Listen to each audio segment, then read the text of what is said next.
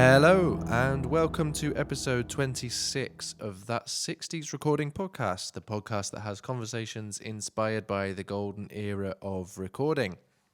Okay, so not a huge amount to report before we get into this episode. March was a great month for the podcast. We got 2,000 downloads in March, which is incredible. That's a huge milestone. 2,000 downloads within the month of March, that is. So yeah, very proud of that. Thank you all for supporting it. Okay, so this episode is a conversation with a mastering engineer, friend of mine from Leeds, called Ben Pike. And he has a mastering studio called Raretone Mastering.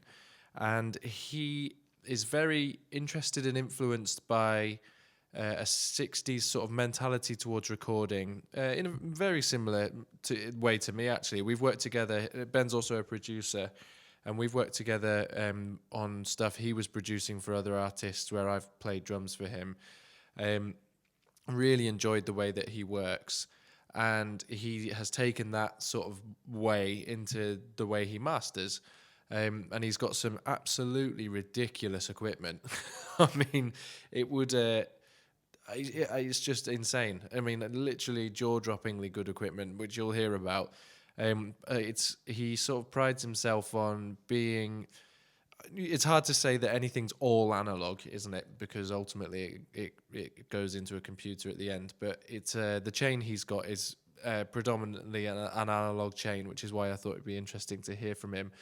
And also the mastering process is a bit of an enigma, really, to a lot of people. And I suppose you could say it's questionable whether it's relevant, or the question is, how relevant is it these days, perhaps? And that's something that I'm interested in, and I'm really pleased that I was able to talk through that with Ben. And I still personally think that mastering has a place, and it's definitely sort of geared towards that mixing.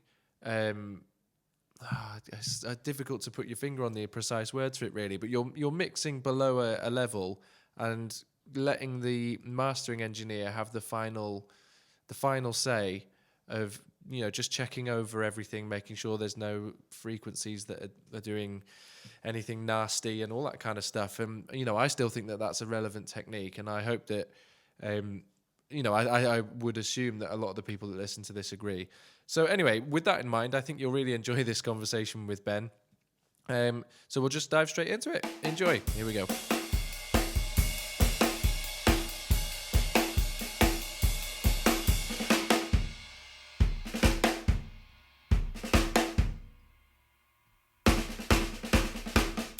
Right, so I'm very happy today to be joined by Ben Pike of Raretone Mastering. Thanks so much for coming to speak to me, Ben.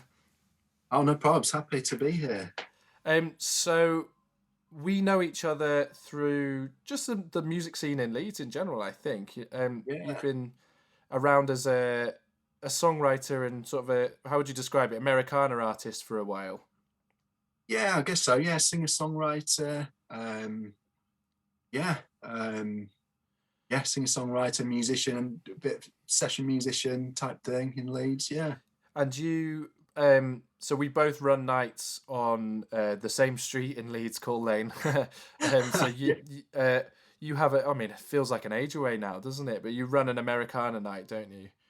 Yeah. It would be over a year ago that we did the last one. Unbeknownst to us at the time, we did it. It was last February. Madness, isn't it? How yeah.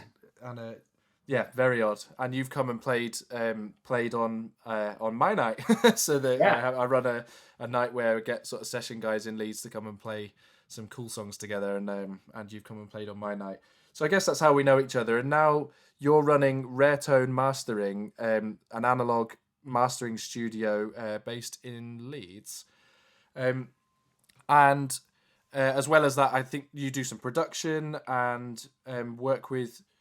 Not that it's a jack of all trades approach, but you do a lot of things involved in music, not just mastering, don't you?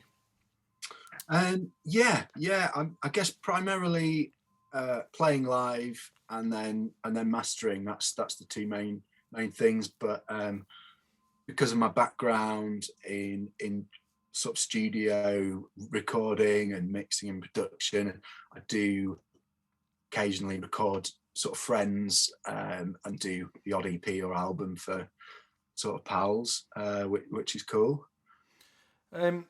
Something I want to ask, which is, it feels like a novice question, but I think it's a question that a lot of people will want to know the answer to. Is in your words, what is mastering? How would you describe like the mastering process and what it does? How does it elevate it? Because in my head, it's like magic fairy dust. Yeah, I've sort of reading this question. I knew it would be like the most obvious one to ask. I guess it's a bit like asking what is cooking, or like what is sport, or something like that. It's really, it really depends on the material that comes through.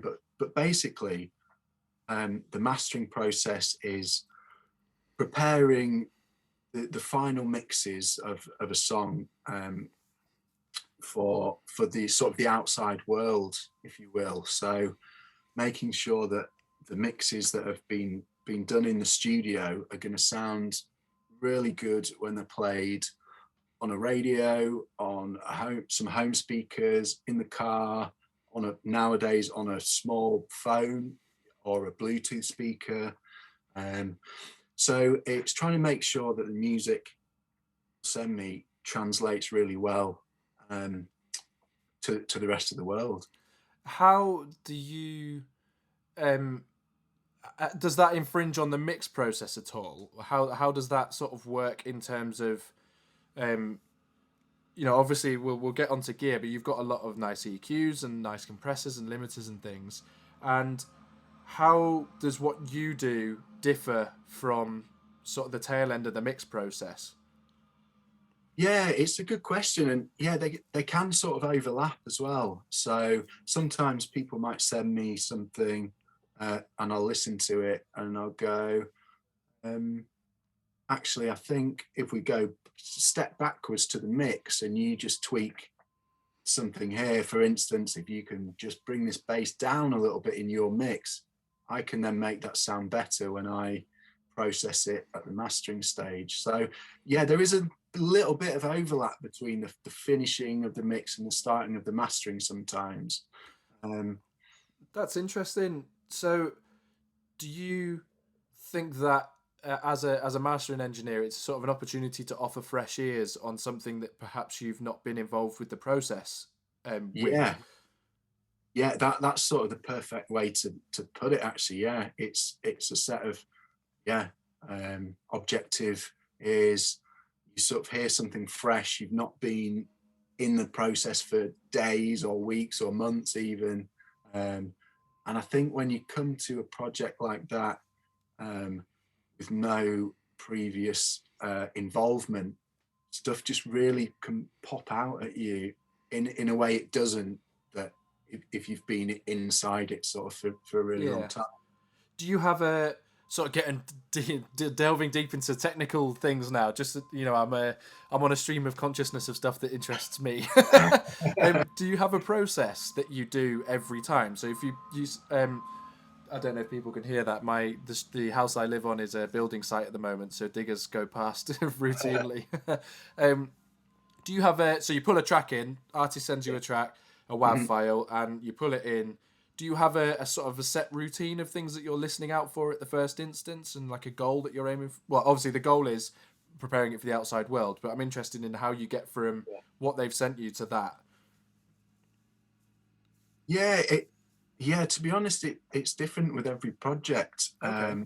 Some people will get in touch and say, here are the mixes, I'm not sure about this.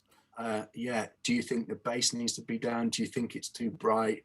What do you think to this aspect? So then I'll have a listen, and obviously, well, it's not obvious, but I've got my room set up to be super flat. My monitors are really amazing, sort of Spector mastering. So I'll listen in my room, and then sort of get back in touch, and we can discuss changes to the mix. But then someone else will get in touch and say, here's my project, it's totally finished, do your thing. And there won't be any back and forth and changing the mix and stuff. So yeah, so it really does vary per track. This is yeah.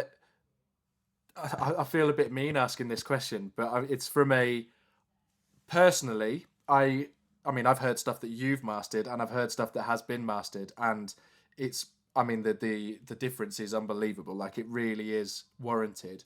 But a lot of people will want to know, perhaps just in your opinion, how the mastering process is still relevant with so much. So many, say, like plugins that that pertain to offer mastering without much effort on the sort of mix engineer's part.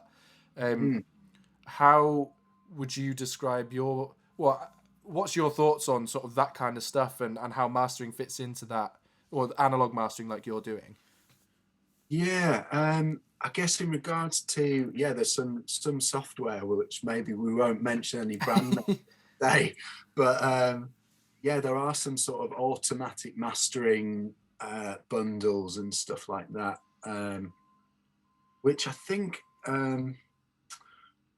it's difficult. I mean, in one sense, it's great that it's so much more accessible to people, because I grew up recording on a 4-track cassette player, believe it or not, and before USB interfaces and all that stuff. So, I mean, I've just seen this explosion in accessibility for people. So, I mean, I think it's great that these plugins exist so that people can get, a decent sound in their bedroom. And there's been famous songs that have been made that way, but yeah, I think the automatic thing just doesn't work, because every piece of music is different. So I think really need to listen really carefully, and do a bespoke approach to every single song. I mean, I love that, and something that I find it's really interesting that you haven't even touched on yet is gear, which we will talk about later on. But presumably, not even presumably, the fact is that running through analog gear will add sort of depth and warmth that can be modeled to an extent, but obviously nothing's ever going to nothing's going to beat the real thing, essentially. If you've got sort of tubes and transistors and things that the audio is running through, that they are going to do what they do, and you can't, no plugin can sort of actually copy it. Yeah, it's something that's I try not to be too what's the word? I try not to convince myself too much of my own sort of methods, because I want to be open to everything. And plugins do an amazing job. People ask me quite a lot about my physical outboard gear, and I do say that you can still do really good mixing and mastering with plugins. Some of them are amazing now, but they're different. So I love analog gear. I love the way it sounds. I love working with it. I love, actually being able to physically touch the gear and stuff. So for me, I love working this way. I think that's sort of brought it round to why. I mean, I've said it in the introduction. I will have said it in the introduction to this, but that's why we're here chatting on a podcast about the '60s. Is some of the analog gear that you've got and the mentality that you've got towards producing in the sense of like your output, producing high quality mastered tracks is very reminiscent of like analog and outboard and stuff. And I think that's that's why we're here chatting about it on this particular podcast, and we'll get onto to gear a little bit later, as I say. Wonder if could you just describe the room that you're in? I can see a bit of it, but if you say your room is tailored to making a nice sound, what does that what does that mean in reality? Yeah, so it just means I've got a lot of acoustic treatment up around the walls. I mean, you can probably see on our little video chat, I've got the back wall behind me. I've got loads of panels up, and you won't be able to see around the sides and in front of me. I've sort of just got panels everywhere. I've got some bass traps, which are big corner things to stop the bass frequencies building up in the corners of the room. So basically, it's just been tailored to sound as flat as the room can be. So the sound isn't bouncing around off the walls and sort of create any sort of reverbs or echoes and stuff like that. What's the building called that you're in? I'm trying to picture. Obviously, we're both from Leeds, and I'm trying to picture where it is. I've seen the address, but I can't picture what the building looks like. Is it an old warehouse or factory or something? Yeah, it's an old mill. It's Mabgate Mills. So it's an Yes. old mill. So I'm in a section here which has about 10 production rooms in it. And they've all been sort of acoustically treated. So yeah, so I've got one wall that's got a nice old brick feature on it, which is pretty cool. But all the windows have been boarded up and soundproofed and treated. So yeah, I am in a windowless room sort of 8 hours a day, which can get a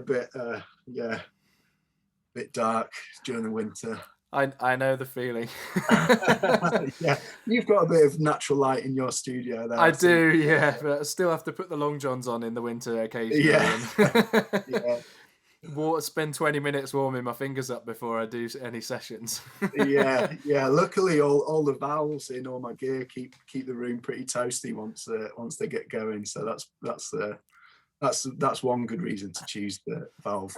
Yeah. Just for warmth, yeah. To keep you warm. Could you talk a bit about how you got to this point? So you, I read on your website you sort of started playing guitar quite early on, and then when did that sort of turn into an interest in the recording process, and how did that sort of come about? Yeah, so I had my first guitar. I think I was 13, and yeah, I was just obsessed with guitar and music and guitar music. And when I was 16, instead of doing A levels, a college near me was running a BTEC in music production, and because I was just totally obsessed, I sort of begged my parents that if I could do that instead of doing like a maths and A level and stuff like that, and they let me go for it. And it was an amazing 2-year course. We recorded like a school choir, we recorded beatboxers, like a rock band, and we just had a ton of hands-on experience recording and mixing bands and stuff. What did you have a particular style of music you were interested in at that point that you kind of were you writing as an artist at that stage? Yeah, I was just into anything guitar related. So I quite liked acoustic stuff, but I was into like my heavier rock and stuff as well, as was the sort of popular scene at the time, in the 90s. Guitar stuff was my big thing really. And yeah, I was also like quite into like 60s psych and stuff like that as well. So then from that course, how what's the journey between sort of, I guess, being trained in music production and having a sort of keen interest in it? Oh, actually, while I'm thinking about it, you mentioned having a 4-track at one stage. So is it a Tascam? Yeah. No, I think it was a Fostex. Oh, Fostex, that's the one. Yeah.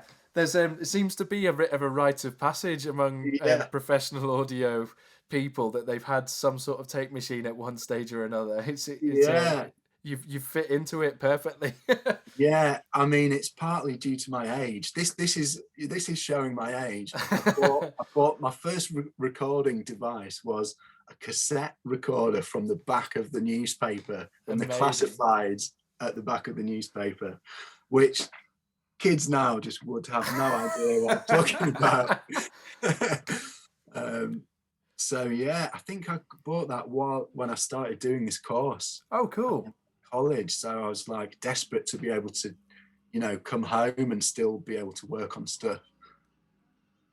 So yeah, plugging my electric guitar straight into the cassette 4-track and recording just awful guitar twiddly guitar thing that I was learning.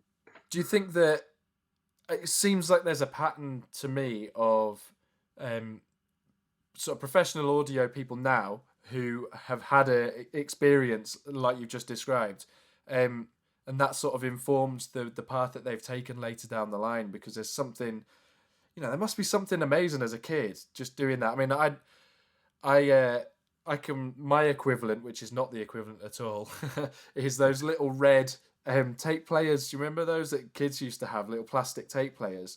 Yeah. I'm recording on that, which is not the same, because I came to sort of wanting to get involved in music recording a bit later on. But I think there's something magical about that. The fact that you can push a button on a thing with batteries and it records your voice. And that must have informed sort of the way that you approach things now, even if it's not majorly, but just sort of sowed a seed of it. Yeah, in fact, I've not really thought about it in that way, but yeah, I guess like my first experience was hands-on stuff where you're actually turning dials and stuff. So having a computer at home that you could record on was not even an option at that point. I think it was starting to be, but it was really expensive, and you had to sort of install the sound card into the motherboard. There was no like USB plug and play type stuff. But yeah, I guess my first experience was physical, having something physical. What were you recording with at college? Was it a similar thing? Oh no, it was. We had a big Soundcraft Ghost, 24 channel 8 burst thing with an Apple Mac. I don't know if you'll remember them, the huge, big sort of round back screens with, I think they had like a translucent color on them. Yeah, I was going to say, I do remember those. They were cool. And that was running Pro Tools, which nice. It must have been like Pro Tools version 1 or 2 at that point. But yeah, so we had a big desk with some outboard gear, which was all a bit, I had no idea what any of it did at that point. But going into Pro Tools, which was sort of amazing to be the first thing I learned on. So where was this where you were growing up? So I grew up near Lincoln. Okay. And this was at a college near there. And then what? How did the move to Leeds come about? Just for uni. So okay. I finished the course, and it was sort of looking to go to uni. And it was a bit of a random pick, I guess. I'd looked at a few courses. I'd come to the open day at Leeds, and it was pretty impressive, the studios at the time. And I applied for a couple more. I applied for another one where a couple of my mates were going, but I just preferred the look of the Leeds course and studios. Is that Leeds University as opposed to the Met, or was it that? It was, yeah. So at the time it was the Met, and the course it was split between the Met and the Music College. Because the Met, I don't remember what it's called now. They've recently changed names, haven't they? Yeah. I can't. It's not. Is it Leeds Beckett now? That's the one. So that's where sort of regular listeners of the podcast might, if remember in episode 2, I spoke to Ken Scott. So that's where Ken Scott does his guest lecturing. Okay. So that may have been slightly after you, that he started slightly after you. I think it's fairly recent, the fact that he's started there the last few years. Okay, Um, yeah. so yeah, the studios at the Met. Oh, I keep calling it the Met now. They'll tell me off. At Leeds Beckett, they're incredible. I've recorded there a few times, and they're just unbelievable. Big sort of hub of amazingly kitted out studios. Yeah. It's I've a not been back for years actually to check them out. I know they've. I mean, as I was leaving, they were getting a complete overhaul, and then okay. I know they've been redone a couple of times in the nearly 20 years since I was there. So then, were you sort of consciously out there looking for? Well, did you want to sort of work as a studio engineer at that point, or I know you've done some live work. What was your sort of aim to, once you'd finished sort of college? What were you, or were you focusing on writing at that stage? Yeah, I was doing a bit of both. I mean, I was always playing music and writing and wanting to gig and stuff like that all through my uni course. Um, so yeah, I was sort of doing a bit of both. I mean, it was a lot harder to set up your own studio back then. So that wasn't really much of an option for me, sort of as a 20-year-old coming out of uni. Mm-hmm. So I was just working as a sound engineer. And then alongside that, I was also starting to play gigs and stuff like that. I mean, Leeds has got a pretty thriving music scene. I mean, Yeah. there's a lot of big bands have come out of Leeds. Over a lot of the years, not even just recently. Mm, You know, I've been in Leeds for 10 years, so I don't yeah. know much about the scene previous to that. But I know there was a lot more venues.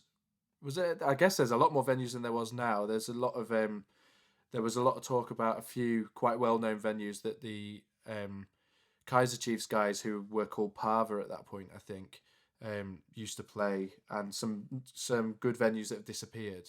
But yeah, Leeds has always had a pretty thriving scene, hasn't it? Yeah. Oh, definitely. Yeah. Um, So then, when did your sort of interest in mastering come about? yeah. So that was that came a bit later. So I'd sort of, I stopped actually doing live sound engineering for a while, just because it was I was just working every night, like starting at tea time and finishing late, and I just kept missing like friends and just not having a social life and stuff like that. So and I was starting to pick up more gigs as well along this time. So um, yeah, so I was gigging for a good few years until we sort of met a group of other musicians who are now, some of my best mates, and we've been hanging out and playing music together for 20 odd years. And we were all sort of gigging similar gigs, doing our home recordings and stuff like that. And one day I just decided that I should start a label for all these like releases that were happening, because I just thought, some of my mates were making amazing music, and we all had a sort of similar ethos, I guess, like a DIY independent sort of thing. So yeah, so we started up a little record label, which sort of grew. It never got massive, but it was doing okay. So this is Gin House Records. Yeah, yeah.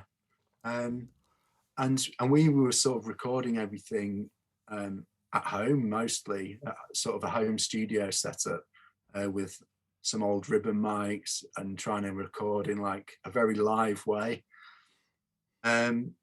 And then because I had the computer and the recording device, it sort of all fell on me to then mix it and finish them off, and people would just go, hey, can we get the finished CD, or to upload to MySpace or whatever it was at that point. So yeah, it just sort of fell on me, but I really enjoyed it as well. I really liked getting into the mixing, balancing stuff, and getting everything to sound right. And so yeah, I just started reading up on mastering and just figuring out at how we could get it to sound as good as possible. Yeah. I'm reading a book at the minute on Phil Spector for Oh yeah, just for my own amusement, but also I want to do an episode of the podcast on Phil Spector, and yeah. he's just set up Phil's records. Okay. Well, I say just, it's about 4 or 5 chapters ago, so it's a little while ago. Yeah, yeah, And it seems to be that's quite a, the setting up your own label was a thing then. That's what people did. Um, yeah, and then I guess, as a kid growing up in the music industry, it was all about the majors, and yeah, indie labels didn't really exist. And then now we're at a time again where sort of putting out your own music or other people's music is an option again. yeah, yeah. And I love the idea that you had a label that you were recording and involved in that process too. You're not just a label in the sense that you put the music out. You're actually an old school label doing it all in house. That's amazing. Yeah. And we'd all often as well just play on each other's releases as well. So we'd all just sort of hang out, and one band would go, "Oh, can you just come in and just grab your guitar and come in and just play a bit on this and stuff." So yeah, it was really very cool. And we were it was just at that weird time when people were starting to go, actually, yeah, we don't need like Sony anymore. We can just record something and we can upload it to the internet, and then if it sells, we get any money that comes, and we control where it goes and stuff. So yeah, it was sort of a bit of a cool time to do it as well. Yeah, I love the idea of people making decisions to do things for themselves. I think is really important. There's a healthy music scene. Be it in Leeds or now that it's sort of the wider world now. We're all an Instagram community in a sense, aren't we? Yeah. You need people like that to sort of step outside the comfort zone and go, do you know what? I'm gonna start a label. Why am I waiting around for people to sort of sign me to their label? And I'll just do it myself. And I love that. And it's sort of sowed. I'm using the same expression again, but sown the seeds of your sort of I find it strange being called, like, musicians have to be entrepreneurial, but we kind of are in a sense. And obviously you've done it again by sort of building a mastering studio that you're focusing on. But I guess you probably learnt a lot of lessons starting that label and going through those motions. Yeah, definitely. It was a great learning curve. And yeah, so part of that was it sort of made me decide that I love working on music. And so I started building up my home studio slowly. But yeah, just thought, we'll buy an extra bit of gear, an outboard compressor or something like that, because then I might be able to get this master sounding a bit better. And then during that time, I started looking around for much information as I could, and there wasn't anywhere near as much as there is now. This is 10 years ago.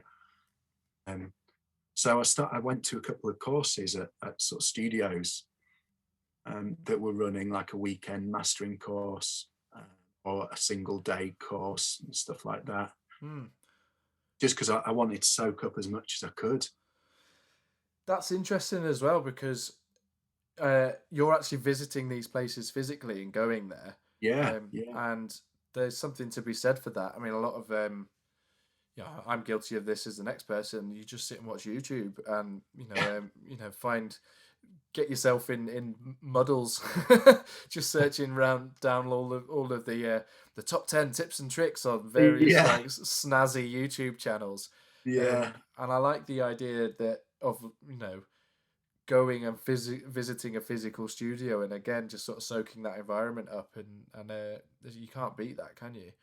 Yeah, I mean it's probably a bit as well, just a symptom of the time. There wasn't YouTube channels full of information like that at the time. And if there had been, maybe I would have just sat and watched all the videos and not left my house. But yeah, there just wasn't. I think, I don't think Bob Katz, who is the guy in mastering, he's literally written the book on mastering. And it's in its 3rd edition. Wow. I don't think his book was even out at that point, or it was very recent. So so there just wasn't the information that out there that there was now. So yeah, it really was like not my only option, but it was like pretty high up on the list. yeah, exactly, yeah. I'm interested to this is a question. I'm hesitating because I had, as while you were talking, I was like, I'm going to ask that question, then I couldn't think of it. Do you remember the first bit of gear that you bought as outboard, where you were like, this is a heavy piece of gear now, like I'm in this? and that, like, I can picture the first sort of £1,000 that I spent was on some valve preamps that were some of my Red 47s. And I remember getting the delivery of them, and like my heart was racing. I was like, £1,000. Like now, £1,000 is nothing. Just don't even think about it. You just I can remember like sending the money over on PayPal or whatever, and just thinking like, I've just spent £1,000, and I've got like this box with a green front and chicken head dials, and I was just I was absolutely buzzing for weeks. I can tell from you. You're really animated all of a sudden. So do you remember yours? I don't know if I had like a single piece. I guess like the first, like I guess when I stepped up my interface, I think I started with an M-Box, little Pro Tools, two channel M-Box that was USB, but you had to buy Pro Tools with it. It was back in those days. And then I stepped up to like an 8-channel Focusrite thing, that was pretty expensive for me at the time. Anyway, it was. I don't know if it was quite £1,000, but it was a lot of money for a skint young musician to spend on that. So I guess that was probably a hefty one, until I started buying, like, I guess, mastering grade stuff. But that was a long time from that, where I sort of really thought it all over, and I knew exactly what gear I needed to get and all that sort of stuff. So you've got it's not just outboard for you. You've got a pretty tidy microphone collection as well, haven't you? Which is quite nice. Yeah, I have. Yeah, I just used some mics at various studios over the years when I've gone to record, and then at one point I thought, do you know what? I want to record my next album at home and just sort of take my time with it. As much as I love going into the studio, sometimes I find you can book a week, and then that week you might just not be feeling it, or you've got a bit of a cold, or whatever happens. I just thought, next time I'm going to just fork out on like my dream mic, and then it's set up at home whenever I'm really feeling in the mood. Board and do it. So I did start splashing out on mics for a little bit. So I think that's where a lot of people are right now, with interfaces at home, and especially as perhaps a guitarist or a singer, and as like a songwriter, it's quite an easy small setup to have. You buy a nice microphone and maybe a mic for your guitar amp, or you just plug straight in, and you can use some plugins and things to emulate that stuff. But it's a relatively small investment that you only need to make once. Obviously drums is a slightly different kettle of fish, but it's where I can imagine a lot of people listening to this podcast will be in that same position. What was that dream vocal mic? Oh, it was a 70s U87. Wow, very Not nice. in U87. Yeah, not the modern AI ones. I wanted the 70s P48 version. Do you still Which I'm have it sure now? some of you. Yeah, I still have it. Yeah, I'm not letting that go now. I have sort of thought about it occasionally because I've got, a pretty hefty amount of cash tied up in a couple of mics that have been sat in their boxes for quite a while. But music's my life, really, so I'm going to use it at some point, and I'd be so glad that I've kept it when it comes Oh, to recording. absolutely, yeah. I mean, you shouldn't be so good at mastering if you wanted to get your mics out. Yeah. I remember doing some drum tracking for you, and you brought some. Was it Neumann KM 184s over? Yeah. Yeah, and they just blew my mind. I'd never used those before. I mean, I'm trying to think. I may well have used them in studios that I'd worked in the past, but Yeah. most of the time, if I remember correctly, studios had Coles, Yeah. and I'd been using ribbons as stereo overheads, and I still do, and I have a Coles as a mono overhead, um, and the sort of, I mean, they're by no means an equivalent, but sort of modern sounding small diaphragm condensers. I was using Rode NT5s, which were kind of nice mics, Yeah. and um, a lot of people use 414s for Yeah. overheads too, which, Yeah. if I'm honest, I'd never got on with. But as soon as you brought those Neumanns round, they just blew my socks off. They were incredible. Yeah. Every cliche you want to use to describe a microphone, it was them. Yeah. They were beautiful. Yeah, they are amazing. I bought those originally for guitar, for recording like a stereo pair on an acoustic steel string, and I've used them on sort of violins and even upright bass. They sound really good on to catch the fingerboard. They sound phenomenal. I can imagine, because they had. I mean, it's just nerdy talk now, isn't it? But they Yeah, had quite. yeah, They had a bit of richness in the sort of lower mids as well, which is something I quite like in overheads. That's one of the things I didn't get on with the 414s, where they were too bright for me. yeah, Um, that's probably why I like ribbons as overheads, but they seem to capture that sort of ribbon warmth, but also have a modern, cut it in the modern sense as well, which ribbons tend to have that sort of muted sound to them, which doesn't often work in a sort of modern setting. But yeah. I can imagine they sound great on acoustic bass and acoustic guitar, I imagine too.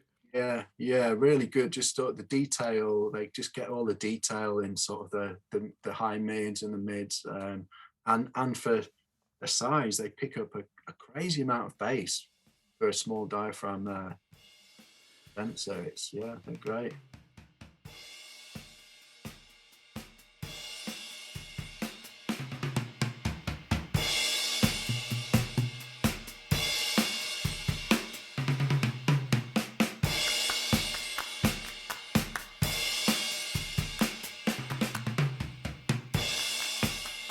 Okay, so I really hope you enjoyed that conversation. Obviously, that's just the first part, and the second part will be coming along in 2 weeks' time, and we really do delve into the setup that Ben's got there, and he talks us through each of the parts of his chain and explains how he uses them, which was just such a brilliant thing to discuss with Ben. I would urge you to go and check out what he does. It's Raretone Mastering. So that's Raretone is all one word, Raretone. He has an Instagram. So if you follow me on Instagram at All You Need Is Drums, then I'll have posted about it along with this podcast. We'll also talk about this in the next episode, but Ben offers something called Free Mastering Mondays, where every Monday he gives up his time to master records for free. Which is such an incredible thing to do, especially at the moment when a lot of musicians have been hit extremely hard by sort of COVID, and that doesn't stop creativity. It doesn't stop you making music, but it might influence some of the decision making you do based on money. And the fact that Ben is willing to give up his time for nothing to sort of help creativity keep flowing is amazing. He's just such a fabulous gesture. So go and check that out. And if you want to get something mastered by Ben, his rates are stupidly reasonable anyway, and he's incredible. So just go and get it done anyway. Anyway, you'll hear us talking more about that in the next episode. So that just leaves me to say, if you'd like to get in touch with me, my email address is joe@allyouneedisdrums.